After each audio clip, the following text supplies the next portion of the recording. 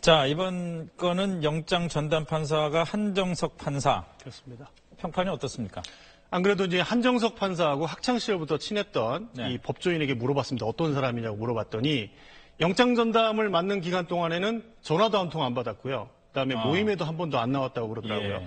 이 자신의 이 감정을 좀처럼 표출하지 않으면서도 이 원칙에 매우 충실한 사람이라고 평가를 했습니다. 네. 이 한정석 판사는 최순실 씨를 구속을 했고요. 또 그 전에는 진경준 전 검사장, 김영준 전 부장검사 이런 사람들 구속을 했고요. 네. 반면에 최경희 전 이대 총장은 영장을 기각을 했습니다. 또 그 전에는 강만수 산업은행장도 이제 영장을 기각을 했는데 공교롭게도 두 사람은 영장이 재청구돼서 지금은 구속이 된 상황입니다. 그렇군요. 근데 오늘 영장실질심사 7시간 넘게 걸린 게 뭐 기록이라고 그러대요. 그렇습니다. 지난번에도 4시간 가까이 진행이 됐었거든요. 근데 네. 오늘처럼 이렇게 길게 진행된 거는 제 기억으로도 이렇게 없었던 것 네. 같습니다. 이 영장실질심사라는 것은 이제 구속 전 피의자 신문 절차라고도 하는데 이게 일반 공판하고는 진행 방식이 조금 다릅니다. 이 일반 공판에서는 피고인을 두고 이 검찰이 캐묻고 또 변호인이 변론하고 뭐 이런 과정으로 진행이 되는데 영장실질심사는 그렇게 진행이 안 됩니다. 네. 판사만이 이 피해자에게 신문을 할 수 있고요.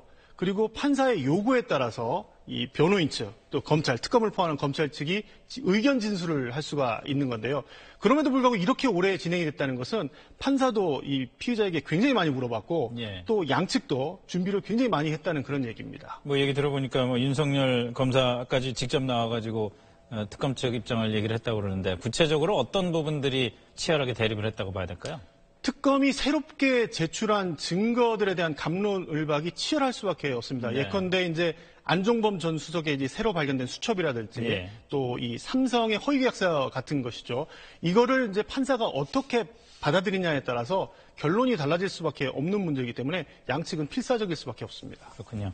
그런데 이건 뭐 일반 시청자 여러분들이 궁금해하실 만한 문제인데 영장 실질 심사가 7시간 넘게 진행이 됐단 말이에요. 그러면 뭐 충분히 얘기도 듣고 거기서 판단할 것도 판단했을 텐데 지금 예상으로는 뭐 새벽이나 돼야 영장 발부 여부가 결정될 것 같다 그러잖아요. 그렇습니다. 그건 또 왜 이렇게 시간이 걸리는 건가요? 이 판사는 영장실질심사 법정에 들어가기 전에 수사 기록을 이렇게 충분히 읽어본 그런 상태가 아닙니다. 오히려 실질심사 과정을 통해서 양측이 치열하게 다투는 핵심 쟁점을 파악한다고 보는 게 맞을 겁니다. 그래서 나름대로의 이 포인트를 잡아가는 거고요. 그 포인트를 잡고 나서 판사실에 가서 그때 이제 기록을 이제 깐깐하게 훑어보는 것이죠.